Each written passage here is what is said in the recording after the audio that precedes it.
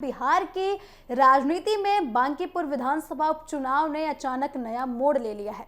जिस सीट पर भारतीय जनता पार्टी ने पहले अभिषेक कुमार बंटी को उम्मीदवार बनाया था, अब वही पार्टी ने आखिरी समय में एक बड़ा फैसला लेते हुए नीरज कुमार सिन्हा को अपना नया प्रत्याशी घोषित कर दिया है।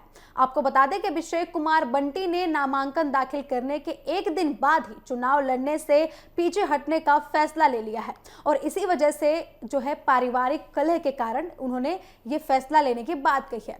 अब आपको बता दें कि इसके तुरंत बाद बीजेपी की केंद्रीय चुनाव समिति ने नीरज कुमार सिन्हा के नाम पर मुहर लगा दी है। इस फैसले ने बांकीपुर का चुनाव और भी ज्यादा दिलचस्प बना दिया है, क्योंकि इस सीट पर मुकाबला पहले से काफी हाई प्रोफाइल माना जा रहा था। जनसुराज के संस्थापक प्रशांत किशोर मैदान में है, जबकि राष्ट्रीय जनता दल ने भी पूरी ताकत झोंक दी है।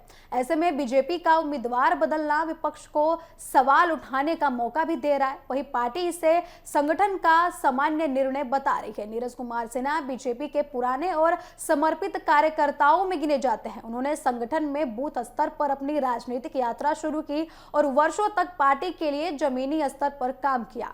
पार्टी नेतृत्व का मानना है कि संगठन में लंबे अनुभव और कार्यकर्ताओं के बीच मजबूत पकड़ के कारण वे बांकीपुर में बीजेपी के लिए बेहतर विकल्प साबित हो सकते हैं। अब यही वजह है कि केंद्रीय नेतृत्व ने उन पर भरोसा जताया है। उधर अभिषेक कुमार बंटी के अचानक पीछे हटने को लेकर राजनीतिक गलियारों में कई तरीके की चर्चाएं शुरू हो गई हैं। हालांकि उन्हें सार्वजनिक रूप से सिर्फ पारिवारिक कारणों का हवाला दिया है और उन्होंने पार्टी के फैसलों का सम्मान करने की बात कही है। आपको बता दें कि बीजेपी भी लगातार यही संदेश देने की कोशिश कर रही है कि उम्मीदवार बदलने में से जो है संगठन में किसी भी तरीके की नाराजगी नहीं है और पूरा चुनाव अभियान पहले की तरीके से मजबूती से जारी रहेगा। आपको बता दें बांकीपुर सीट वैसे भी बीजेपी के लिए प्रतिष्ठा का सवाल मानी जा रही है। ये सीट पूर्व विधायक और मौजूदा मंत्री नितिन नवीन के इस्तीफे के बाद खाली हुई। ऐसे में पार्टी की किसी भी तरीके की जोखिम भरा कदम अब पार्टी नहीं उठाना चाह रही है और कोई भी ऐसा कदम नहीं उठाना चाह रही है जिससे पार्टी को इस सीट पर खतरा हो सके। अब यही कारण है कि चुनाव प्रचार में वरिष्ठ नेताओं को भी सक्रिय किया गया है और संगठन पूरी ताकत के साथ मैदान में उतर चुका है।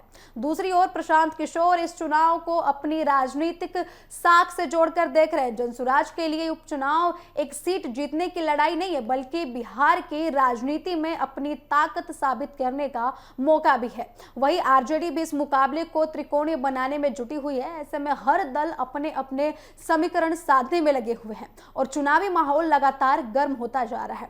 अब सबसे बड़ा सवाल यह उठ रहा है कि क्या उम्मीदवार बदलने का बीजेपी का दांव कामयाब होगा या फिर प्रशांत किशोर इस मौके का फायदा उठाकर बड़ा राजनीतिक संदेश देने में सफल होंगे।